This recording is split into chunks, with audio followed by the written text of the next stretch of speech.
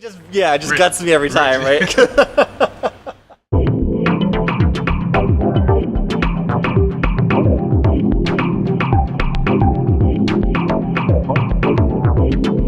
That kind of caused some other folks to get interested in the space. I was a student at the time, and I was in a dance class. And are you familiar with Halpern's wife?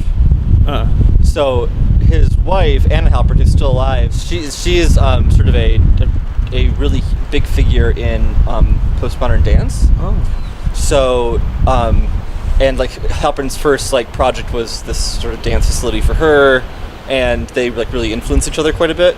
So I like had to write this term paper for this dance class, and it was all about sort of the influence of dance on his work. Cool. Which caused her to get super into it. So now she's gone and studied under Anna a bunch of times, and so now she's like this big local advocate for aspects of it. An amphitheater. I did some of the initial research for that too.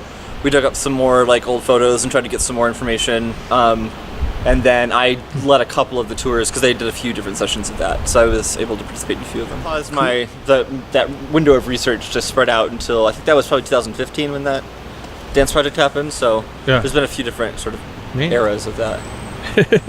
Now I can understand why you're like, it's like it just guts me every time, right?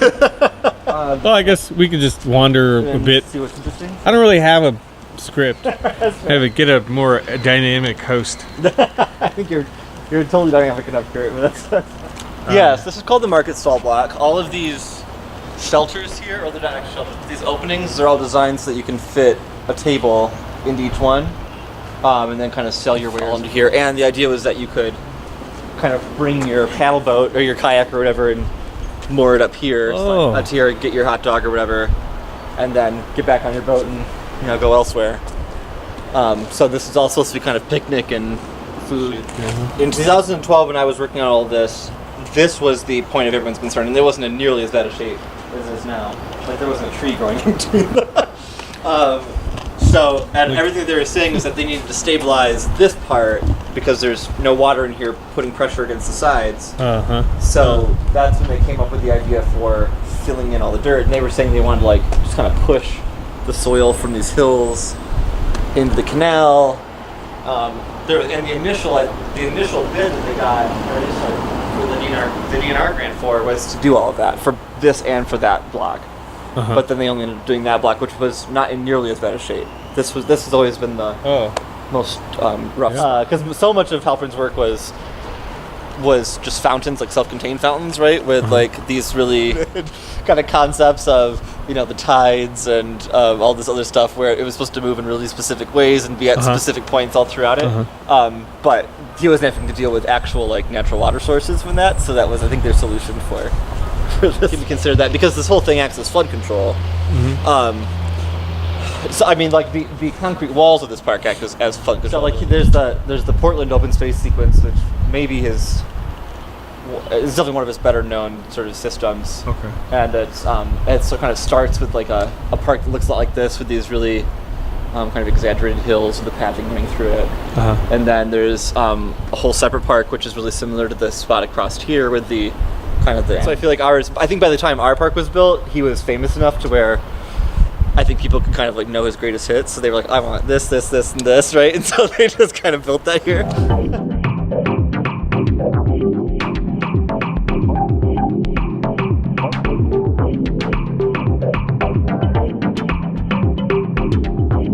Five-gallon buckets of other paint mixed together, and then that was there. So there was never like a consistent. Like, just give me the leftover paint. Yeah, that was the city's. I'm not cutting that part out. I also think it's really lovely how sort of this was built to be the connector between all of these other projects that are happening at the time, right? So like the university on one end, and then the Rouse designed Festival Marketplace, the Hyatt, Auto World, all of the stuff that's going on in Carriage Town at the time. Like this was intended to be the connector of all of it. Local, central. Yeah, and like I find the whole design to be so optimistic, really, of all of the things. Like we know how maybe foolish some of those choices were, or at least not sustainable they were, but it's also like kind of heartening how hard they were trying to put some cool stuff in the city. So this is what they filled in, huh? Yeah. That there. This is where the work stopped. It was supposed to. This lawn was intended when they did the work on it to extend, fill into the entire channel. See, like even this up here is still really just cosmetic. Oh yeah, this is just It's casing. just old- just rusted casing around. Yeah. The piping. Right. So. And this whole bridge itself is built. I'm not sure if the bridge was actually designed by the same team, but it was rebuilt at the same time. As part of this larger project. So this part here then With water. was all meant to be the water. Okay, yeah. This is another thing they removed. So from this platform to that platform, there was a footbridge that they knocked out. Super confused as to why they did that. And then they were supposed to they did install some kind of stepping down into the water, but no like actual equipment for boat launch, which I know is part of their original. I assume then this channel would have been full So this, for decorate I believe this is all stormwater management. Okay. Oh. That is my understanding. It still kind of works as that. And originally, at least the bottom of this was tiled with like a bright blue, like ceramic tile, but now it's covered in, maybe partially removed, but also covered in some gunk. Oh, okay. I don't know if this ever functioned very well. Oh, okay. At least in my experience, when I first kind of came to Flint, the park was still sort of functioning. The water was high enough. There was still programming that's happening here and flowers year and was stuff. That would have been like 2006. Okay. So there was still it wasn't great, but there was still stuff occurring. And still maintenance happening. But I've never seen this. This seems like it's always gunked up with leaves. This at least made sense for you could sort of see this as a preservation effort, right? Dump the dirt in to fill it in, but then they kind of went in and did some of this other stuff that, like removing the bridge and kind of capping it off here in a strange way that I feel like is maybe less aimed at preservation. They installed this whole new section of fencing. Oh, okay.